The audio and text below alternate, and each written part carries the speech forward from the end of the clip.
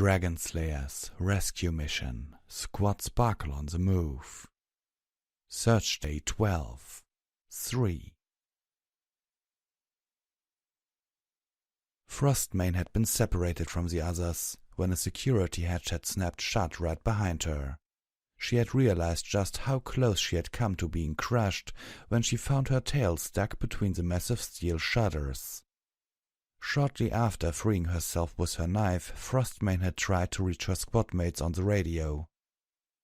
Only static returned her call. Trotting onwards, the mare hoped that her comrades would find a different way into the labs, or that she would find some override for the doors.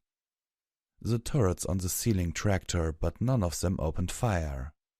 Only once did she see any of them shoot something, and that had been when a griffin had tried to attack her from a side corridor. They had fought for only a moment before the turret to their right had blasted its head right off. "At least the security system works," she thought, passing through the facility unhindered. After only a few more minutes of trotting, she had finally reached the part of the facility in which the mysterious blue box stood in the middle of a giant room. In front of it stood a big white pony. A glorious sun was emblazoned on her flank. Her multi-hued mane and tail flowed in a non-existent breeze. Frostmane slumped down on her haunches as she recognized Princess Celestia. The Alicorn princess turned around, looking at Frostmane with a scowl on her face. "My little pony, you are not supposed to be here. Care to explain?" Celestia asked in an angry tone.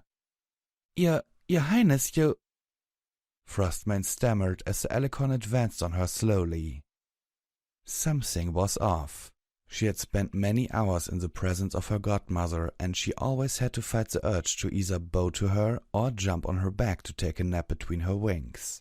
At least the former was also present whenever she had faced her godmother's sister. The being in front of her, however, did not spark that urge in her. This in mind, her pistol floated out of her holster, aiming directly between the eyes of the imposter. "I have no proof that my hunch is right, but I have quite a good idea of who you really are, Queen Chrysalis." Frostmane growled, even more enraged now. Celestia smirked as her voice changed ominously. "You are quicker than I thought, pony. Tell me, what gave me away?" the changeling queen asked as she changed her appearance back to her own. "Well, for once you lack the majestic presence of Celestia.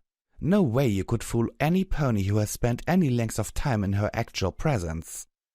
Frostmane gulped before she said the next words. Her cheeks blushed wildly as the words left her mouth. "Also, Celestia always called me her little snowflake, never one of her little ponies." Chrysalis seemed surprised at this. She had obviously not expected to run into some pony who had actually been close to Celestia or Luna. Tears formed in Frostmane's eyes. They were tears of rage rather than sorrow as she pulled the trigger of her weapon. Yet there was no report. Just then did she spot the soft green glow that surrounded her weapon. Shock flashed through her eyes as her own weapon turned in mid-air and was now aiming at her own head. Frostmane saw the muzzle flash and knew that she had lost. Time seemed to slow down as she saw the bullet race towards her face.